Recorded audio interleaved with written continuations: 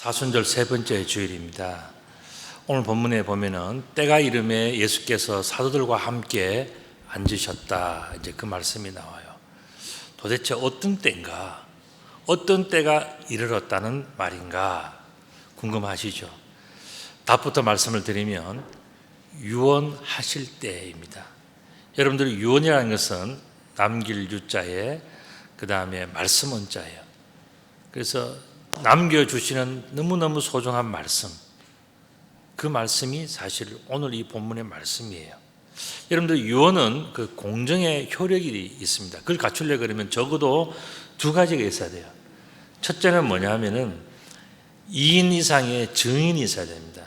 그래서 내가 그냥 유언 하나 썼다고 되는 게 아니고, 뭐 중요한 것 있으면은 증인 2명을 해서 변호사나 법무사 앞에서 서를 그렇게 해놓으면은, 그렇게 하면은 그거는 이제 아주 공인된 유언이 될 수가 있겠죠. 그 다음에 또 한 가지가 뭐냐 하면은 유언을 하는 사람이 정신이 아주 맑아야 돼요. 여러분들, 예수님께서 십자가에 못 박혀 돌아가실 때에도 물론 마지막까지 예수님은 다 하실 말씀 다 하시고 판단 다 하시고 하셨지만, 오늘의 이 본문은 뭐냐 하면은 그런 마지막에 위급한 그런 상황이 아니라 아주 평온할 때, 그때 아주 안정된 자리에서 모든 사람들 앞에서, 증인들 앞에서 예수님께서 하신 너무나도 명확하고 또 분명하고 아주 깔끔한 그런 예수님의 유언이 바로 오늘 이 본문이라고 저는 그렇게 봅니다. 여러분들이 잘 아시는 그림이 있지 않습니까? 이거는 이제 최후의 만찬, 앞에 좀 조명을 좀 아주 좀 어둡게 한번 해줘 보십시오. 이 최후의 만찬 그 그림인데, 여러분들 이 그림을 보시면서 뭐 그냥 늘 최후의 만찬 하시지 않습니까? 좀 더 어두워도 좋겠습니다. 이게 좀 더, 예. 그래서 보시면은 이 최후의 만찬에서 보시면은 여러분들 뭘 느끼시나요? 저는 오늘 이 본문을 제가 보면서 생각해 보니까 이것은 예수님의 유언, 예수님께서 유언하시는 장면, 바로 그 장면이에요. 2명 이상의 증인이 있어야 되는데 지금 12명의 증인이 있지 않습니까? 그리고 예수님께서는 이제 이 최후의 만찬을 하시고 난 다음부터는 이리저리 끌려다니면서 막 고난을 받고 뭐 온갖 힘든 일을 다 당하시다가 마지막에 십자가에 못 박혀 돌아가시게 되는데, 이때까지는 굉장히 아무런 그 누구도 개입이 없는 평온한 때예요. 그러니까 예수님은 자신이 내면 속에 가지고 있는 솔직한 이야기를 다 털어놓는 그런 자리가 바로 이 최후의 만찬, 마지막 만찬, 바로 이때가 될 것입니다. 그러면 이 그림 속에 들어있는 이 유월절 의미 속에 담겨져 있는 예수님의 유언은 어떤 것이냐를 생각해 볼 때 먼저 유월절을 생각해 봐야 돼요. 유월절은 히브리어로는 페사라고 이렇게 읽습니다.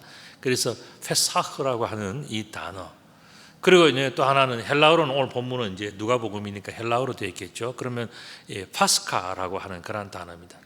이 단어는 영어로 한다면은 패스오버라는 뜻이에요. 너무 간단한 뜻이에요. 우리 한자에도, 또 우리 한글에도 유월 하면은 이렇게 넘어서 통과한다, 그런 뜻이거든요.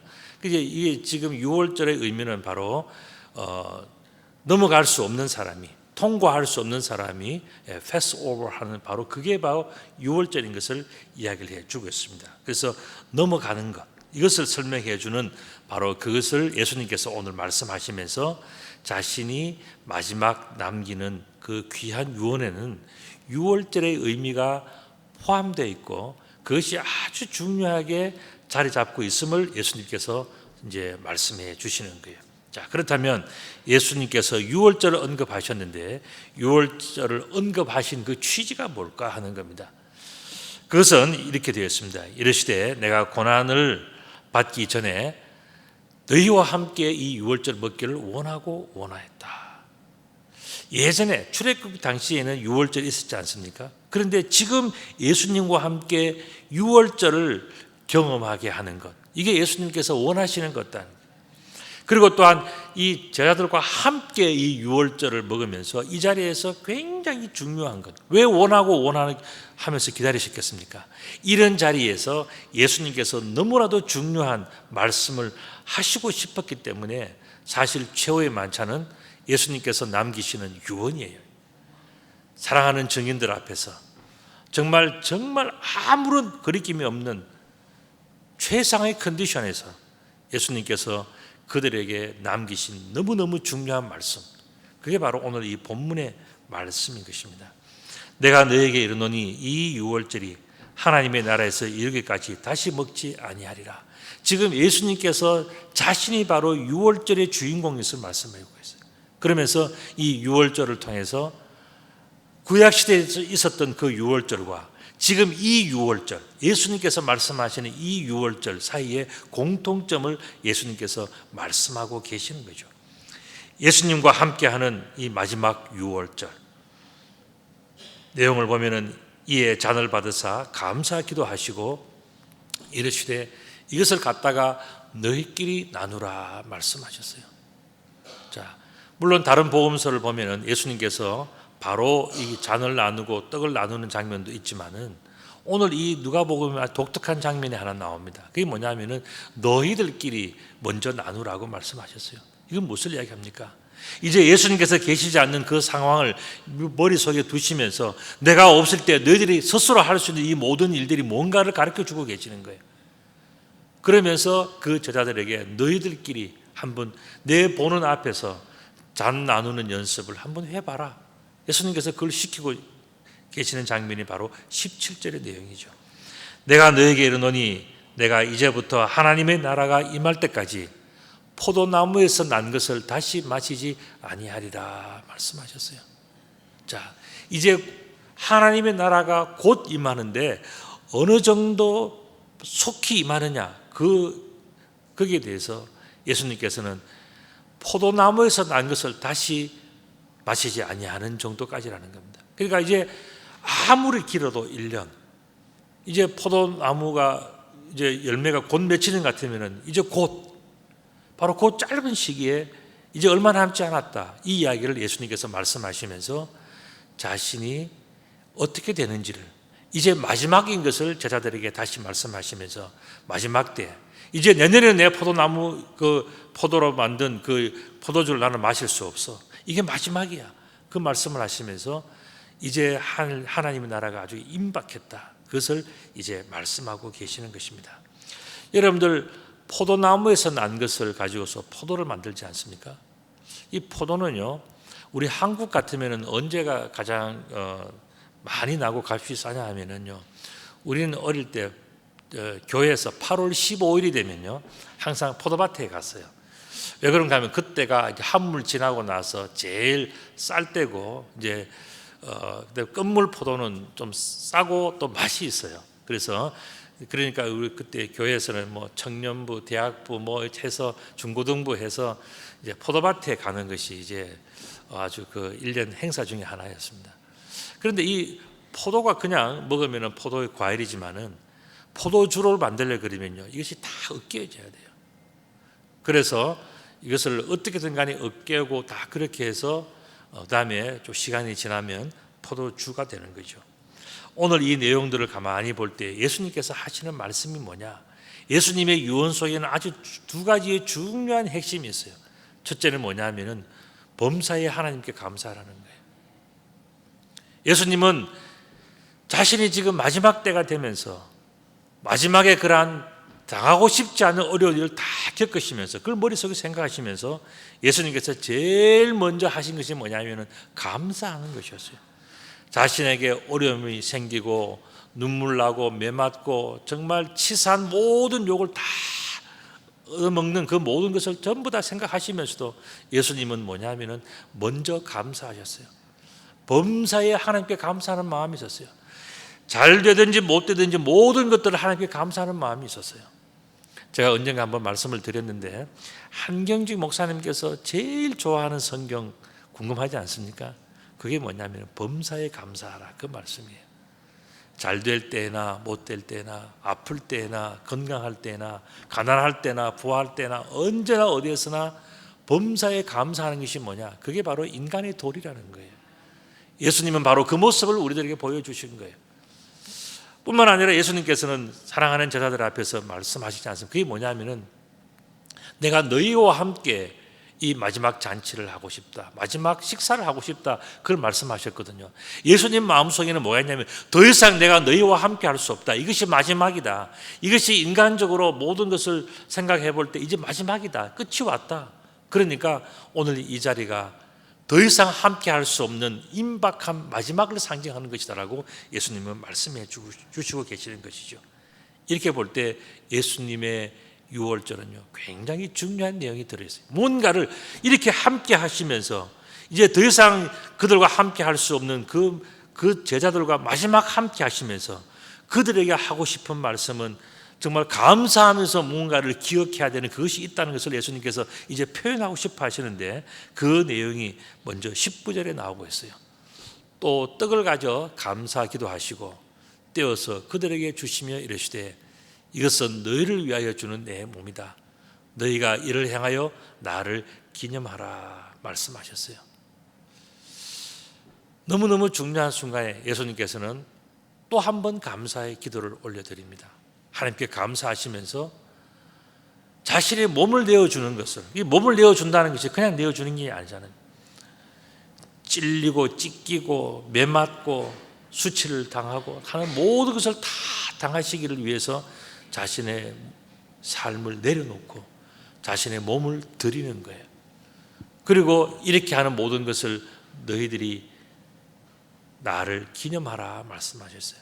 이 기념이라고 하는 것은 헬라어로는요, 아남네시스라고 하는 그러한 단어입니다. 이 아남네시스라고 하는 것은 영어로 한다면은 remembrance again이라는 거예요. 그러니까 다시 기억을 하는 것인데, 다시 계속 기억하는 것. 이게 뭐냐? 바로 기념이라는 거예요.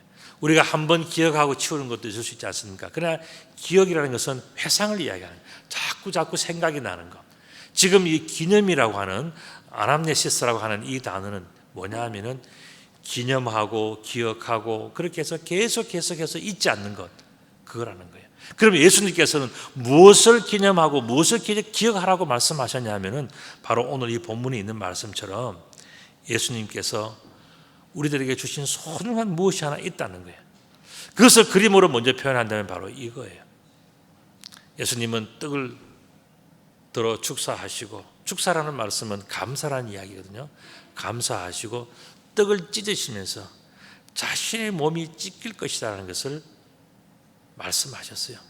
그리고 내가 너희를 위하여 내 몸을 찢고 내가 이 모든 이 떡을 떼는 것처럼 내가 이제 갈라 쪼개진다 하는 이것을 예수님께서는 보여주시면서 이것을 기억해라, 이것을 기념해라, 이것이 소중한 것이다 말씀하셨어요.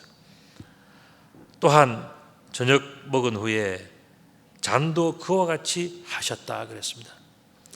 잔을 들어서 예수님께서 다시 한번 감사하시고, 하나님, 이 떡을 하나님 앞에 감사하는 것처럼 이 잔도 하나님 앞에 감사를 드립니다. 내 몸이 찢기는 것을 감사합니다. 그리고 내 몸이 피범벅이 되어서 그 옆구리에 창이 찔리면서 피를 흘리는 것도 나는 감사합니다라고 예수님께서는 고백하시면서 제자들 앞에서 그 포도주가 어떻게 된다고요?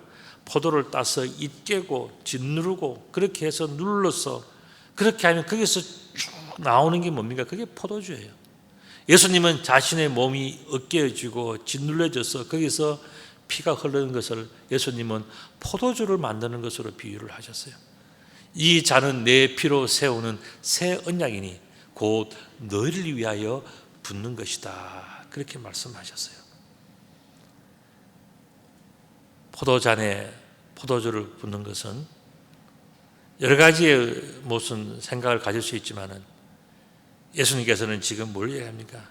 피를 흘리는 것처럼 그렇게 된다 말씀하세요. 그렇게 되려면 어떻게 되는 것입니까?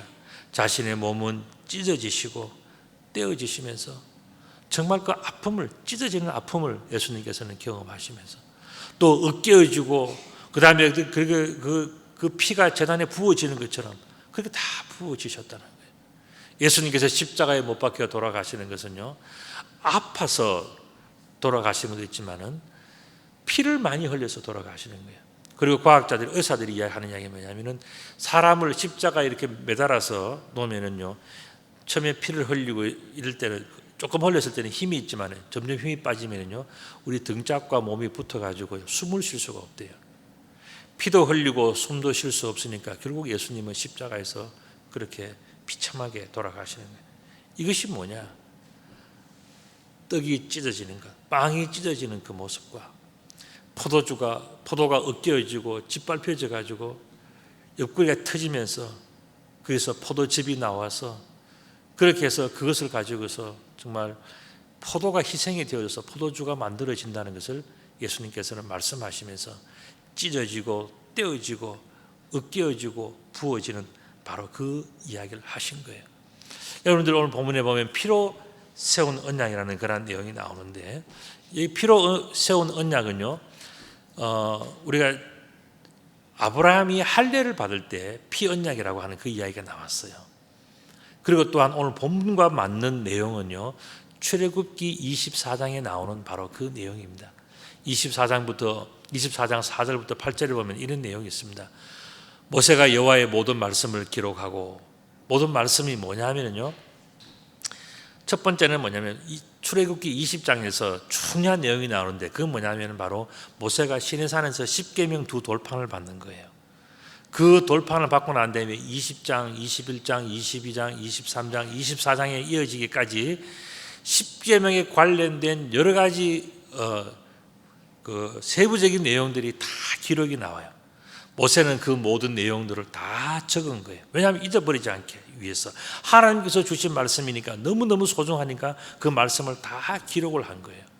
그리고 그 모든 기록이 다 마친 때가 언제냐면 출애굽기 24장 24절부터 8절까지의 이때예요. 다 기록하고 난 다음에 이른 아침에 일어나서 산 아래에 제단을 쌓고 이스라엘 12지파대로 12기둥을 세우고 그 다음에 언약서를 가져다가 백성에게 낭독하여 듣게 하니 그들이 이르되 여호와의 모든 말씀을 우리가 준행하리이다. 모세가 그 피를 가지고 백성에게 뿌리며 이르되 이는 여호와께서 이 모든 말씀에 대하여 너희와 세우신 언약의 피니라, 이렇게 말씀하셨어요. 이 말씀을 보면요, 모세가 그 모든 언약을 다 기록하고 기록으로 남기고 난 다음에 그 다음에 어떻게 하냐면은 짐승을 잡아서 절반은 그릇에 담아서 보관을 하고 절반은 여호와의 제단에 뿌려서 하나님과 백성들 사이에 약속으로 그 피를 제단에 뿌린 거예요. 지금 예수님은 바로 그 말씀을 하시면서 사람들 앞에서 이 소중한 하나님의 약속, 언약을 지키기 위해서 하나님과 백성들 사이에는 반드시 지켜야 될 것들이 있다고 말씀해 주신 겁니다. 자, 그렇다면 여호와 앞에서 모세와 백성들이 언약을 맺은 이유가 뭔가 하는 그 내용을 우리가 살펴볼 필요가 있는데, 그는 바로 이 출애굽기 24장 바로 앞부분에 있는 출애굽기 23장 32절과 33절 그 마지막 부분을 우리가 볼 필요가 있어요. 거기 보면 이렇게 되어 있습니다. 너는 그들과 그들의 신들과 언약하지 말라. 그들이 내 땅에 머무르지 못할 것을 그들이 너를 내게 범죄하게 할까 두려움이니라. 내가 그 신들을 섬기면 그것이 너의 올무가 되리라 말씀하셨어요. 여호와께서 모세를 통하여서 짐승을 잡아서 피를 뿌리고 그 피를 반틈은 사람들이 보관하게 하고 반틈은 뭐냐면 제단에 뿌려서 여호와와 사람들 앞에서 철떡같이 그렇게 약속을 한 이유가 뭐냐면은 다른 신을 섬기면 인생이 망하는 거다, 그 이야기를 하신 거예요. 여러분들 다른 신들 하면 뭡니까? 우상이지 않겠습니까? 세상의 사람들 중에서 제일 어리석은 사람이 뭐냐면은 사람들이 뭘 만들어 놓고 그걸 섬기는 것이 세상에서 제일 어리석은 중에서 제일 어리석은 거예요. 돌로 뭘 만들든가 금으로 뭘 만들든가 나무로 뭘 만들어 놓고 거기 가서 빌고 있는 것은요, 인간이 할 수 있는 제일 부끄러운 짓이 바로 그거라는 거예요. 이스라엘 백성들이 하나님의 은혜와 사랑과 축복 속에서 출애굽을 해서 엄청난 기적을 경험하고 엄청난 은혜를 다 누렸지 않습니까? 그런데 광야에 나와서 좀 지나고 나니까 어떻겠습니까? 왜 똑같은 음식을 매일매일 주느냐? 우리는 언제까지 이 세상의 이 어려운 길을 걸어가야 되느냐? 언제까지 우리가 여호와 하나님만 바라보고 살아야 되느냐? 그들이 가나안 땅에 들어가 보니까 가나안에는 새로운 신들이 많이 있거든요. 그리고 그들은 오래 정착하고 이미 살았기 때문에 이미 다 부자들이에요. 가보니까 잘 먹고 잘 살고 있으니까 야, 우리도 여호와 신을 버리고 이제는 가나안의 신을 섬겨야 되겠다 하고 전부 다 가나안에 있는 신들을 섬긴 거예요. 그 중에서 대표적인 것이 뭡니까? 바알 신과 아세라 신이었어요. 광야 40년 동안에 하나님께서 그들을 지켜주신 것은 다 잊어버리고 이제 가나안 땅에 들어가니까 과일이 잘 되고 곡식이 잘 되니까 우리도 저런 신을 섬겨야 되겠다고 그게 쫓아간 거예요. 이게 바로 이스라엘이 멸망하는 이유였어요. 그래서 그때에 모세는 바로 그것을 예언을 미리 알아차리면서 하나님은 모세를 통해서 이스라엘 사람들이 우상을 섬기지 말 것을 미리 이야기하셨고, 오랜 세월이 지나고 나니까 결국 이 사람들이 결국 어떻게 됩니까? 하나님을 버리고 그들은 다른 신을 섬기면서 이상한 짓을 하면서 사람의 손으로 만든 것을 섬기는 그 어리석은 짓을 하고 살았단 말이죠. 그래서 예수님께서는 바로 그런 문제들을 이야기하신 거예요. 다시 본문으로 돌아와서 누가복음 22장 20절의 말씀을 보면은 저녁 먹은 후에 잔도 그와 같이 하여 이르시되 이 잔은 내 피로 세우는 새 언약이니 곧 너희를 위하여 붓는 것이다 그랬습니다. 예전에 있는 그 사람들은 광야에서 여호와의 제단과 사람들에게 서로 피를 반틈 나누면서 이제는 우리가 이 피의 언약을 했습니다. 이제는 이 피의 약속을 지킬 것입니다. 우리는 우상을 섬기지 않을 것입니다 라고 약속을 했지만 세월이 지나니까 어떻게 됩니까? 다 우상을 섬기면서 가나안의 신을 섬기면서 하나님을 섬기지 않는 길로 그들이 막 달려나갔단 말이죠. 그래서 예수님께서는 말씀하십니다. 좋다. 지나간 것은 지나간 것이고 이제는 너희와 나 사이에 새 언약을 세우는 것이다. 이 새 언약에 대해서 말씀을 하신 거예요. 자, 그렇다면 질문 한 가지 하겠습니다. 왜 예수님은 제자들을 위해서 새 언약을 맺었냐 하는 겁니다. 그건 바로 자기 욕심을 위해서 하나님을 배신하는 자들을 위해서 예수님은 말씀하신 거예요. 구약시대의 많은 사람들이 그들의 욕심을 쫓아서 결국 우상을 섬긴 것이 아니겠습니까? 우상을 섬긴 것이 뭐라 그랬으면 탐심이라 그랬어요. 욕심이라 그랬어요. 세상의 사람들이 하나님 한 분으로 만족하지 않고 다른 것을 찾고 다른 신에 빌고 하는 모든 것들은 뭐냐? 자기 속에 있는 욕심 때문에 그렇다는 거예요. 그 욕심 때문에 인간이 망해져 간다는 거예요. 그런데 예수님께서 오늘 하시는 말씀, 새 언약이 필요하다. 그렇기 때문에 새 언약이 필요하다. 이게 뭐냐? 자기 욕심을 버리는 거예요. 하나님을 배신하지 않는 거라는 거예요. 근데 그 자리에 누가 있었습니까? 베드로를 비롯해서 가룟유다까지 12명의 제자가 있었단 말이죠. 그 사람들이 나중에 다 예수님을 떠난 이유가 뭐예요? 그건 뭐냐면은 자기 욕심, 자기를 버리지 못했기 때문에 예수님을 버린 거예요. 완전히 버리고 멀리 떠나버린 사람들도 있죠. 가룟유다 같은 사람. 그러나 버렸다가 다시 온 사람들이 있어요. 베드로를 비롯한 나머지 많은 제자들이 다시 돌아와서 나중에는 어떻게 됩니까? 복음을 위한 순교자로 살아가는 거예요. 그렇기 때문에 예수님께서는 바로 그 문제를 예견하시면서 사람들에게 있어서 참 중요한 것이 있는데 그게 뭐냐면은 바로 자기 욕심이라는 겁니다. 그것을 말씀하시면서 욕심을 버려야 된다.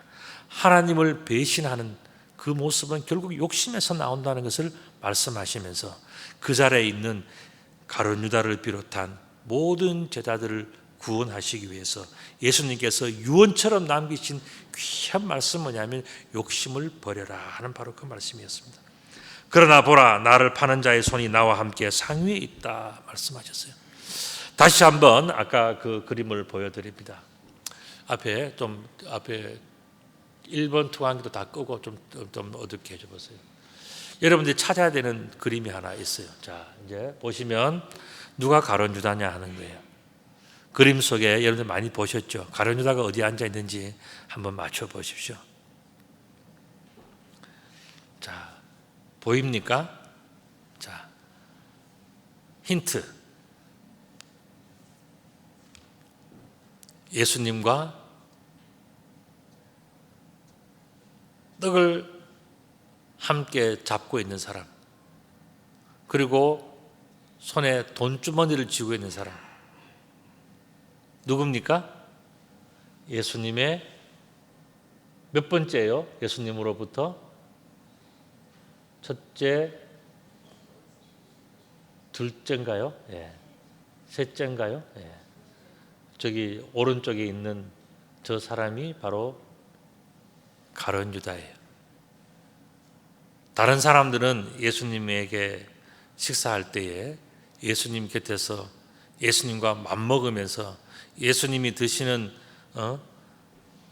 그 예수님의 식사에 예수님에 대해서 사람들은 다 존경하는 눈빛으로 서로 사랑하고 그렇게 살아가고 있는데, 또 예수님께서 이 중에서 누가 나를 팔겠다 할 때 누가 팔겠냐고 이야기하는데 예수님을 똑바로 쳐다보고 있는 한 사람이 있죠. 그 사람이 바로 가룟 유다예요. 가룟 유다의 특징이 있습니다. 그게 뭐냐면은 상 위에 올라온 손이에요. 이것을 다른 말로 하면 뭡니까? 교만이라는 겁니다. 교만은 교만할 교자에 거만한 만자예요. 교만할 교자가 무슨 뜻인지 아십니까? 나무로 만들어진 다리가 있으면 두들겨 보고 조심해서 가야 되는데 그 위를 말을 타고 그냥 냅다 달려가는 것. 그래서 그 나무 다리가 오래된 나무면 어떻게 되겠습니까? 나무가 망가지고 그냥 강 속으로 처박히는 거죠. 아무 생각 없이 마음대로 막 달려서 그러면 내다 지르는 이게 뭐냐? 교만할 교자예요. 거만할 만자는 뭔지 아십니까? 밭에 가서 열심히 일해야 되는데 열심히 일하지 않고 맨날 노는 거, 그게 뭐냐? 거만할 만자예요. 교만이라는 것은 바로 그런 겁니다. 해야 할 일들을 하지 않고 시간이 있고 건강이 있고 기회가 있을 때 열심으로 살아야 되는데 빈둥빈둥 노는 게 뭐냐? 그게 거만한 거예요. 상위에 올라온 손이 바로 그런 거였다. 그래서 말씀하십니다. 그러나 보라, 나를 파는 자의 손이 나와 함께 상위에 있도다. 교만은 패망의 선봉이라 그랬어요. 거만한 마음은 넘어짐의 앞잡이라 그랬습니다. 그렇기 때문에 우리는 오늘 예수님께서 이 마지막 만찬을 통해서 자식과 같은 사랑하는 자들에게 주시는 말씀이 뭔가를 알아들어야 돼요. 교만하지 말라. 하나님 앞에서 교만하지 말라. 사람이 하나님 앞에 교만해지면은 하나님을 버리고 다른 것을 찾기 시작한다는 거예요. 그게 뭐냐? 우상이고 또 그것이 바로 비신앙적인 모든 것들을 하는 그런 것들이 다 어디서 나오냐? 인간의 교만에서 나온다는 거예요. 예수님께서는 그렇기 때문에 우리들에게 말씀하시기를 겸손해라 말씀하셨어요. 인자는 이미 작정한 대로 가거니와 그를 파는 그 사람에게는 화가 있으리로다 말씀하셨습니다. 그 말씀 속에 그들이 서로 묻되 우리 중에서 이 일을 행할 자가 누구일까? 누가 예수님을 팔겠냐? 했지만 결국 모든 사람들이, 모든 제자들이 다 팔았지 않습니까? 다 배반했어요. 이런 문제를 놓고 우리들이 한번 깊이 생각해 볼 것이 있어요. 그게 뭐냐면은 여러분들은 하나님 앞에서 어떤 사람으로 기억되고 싶습니까? 하는 거예요. 저나 여러분들이 살아온 세월이 참 길어요. 어떻게 보면은 우리는 살아온 시간보다 이제 남아있는 시간이 더 적은 사람들이 여기에 계시는 대부분의 사람들이라고 볼 수가 있습니다. 자, 그렇게 했을 때에 언젠가는 우리가 하나님 앞에 갈 것인데 하나님 앞에서 우리들은 어떤 사람으로 기억되고 싶은가? 그 질문에 대한 대답이 있어야 우리가 신앙생활을 바로 해갈 수가 있는 거예요. 예수님께서 이 말씀을 하시는 이유가 뭐겠습니까? 이제 자신이 이제 마지막 하나님 앞에 서는 그 시간이 다 되었기 때문에 예수님께서 말씀하시는 겁니다. 하나님 앞에서 어떤 사람으로 기억될 것인가? 예수님은 거기에 대해서 우리들에게 딱 한 단어 기억나게 해주죠. 그게 뭐냐면은 하나님 앞에서 겸손하라. 하나님 앞에 겸손하는 것이 너무너무 소중하다. 그 말씀을 하셨어요. 오늘 이 말씀을 생각하면서 저는 잠언서 18장 12절에 있는 말씀을 다시 한번 여러분들에게 알려드리고 싶습니다. 여러분들 이 말씀을 우리 다 함께 한번 읽어보겠습니다. 시작. 사람의 마음의 교만은 멸망의 선봉이요 겸손은 존귀의 앞잡이니라 그랬습니다. 여러분들 예수님께서 정말 마지막 유언처럼 남겨주신 것이 뭐냐면 바로 겸손이에요. 그 겸손은 보통 겸손이 아니고 하나님 앞에서의 겸손이었습니다. 누구든지 하나님 앞에서 겸손하면은 하나님께서 기억하신다 그 말씀하셨어요. 예수님께서 십자가의 길을 걸어가시면서 예수님께서 그 힘들고 어려운 일, 그 정말 몸이 찢어지고 피가 흐르는 그런 죽음의 길을 가시면서 예수님께서 말씀하신 것이 뭡니까? 나는 하나님 앞에서 끝까지 겸손하겠노라 그 말씀을 하신 거예요. 이 겸손이 결국 하나님 앞에서 예수님을 존귀하게 만들어 주셨어요. 이와 같은 믿음이 우리 모두에게 늘 함께 하시기를 우리 주님의 이름으로 축복합니다. 아멘.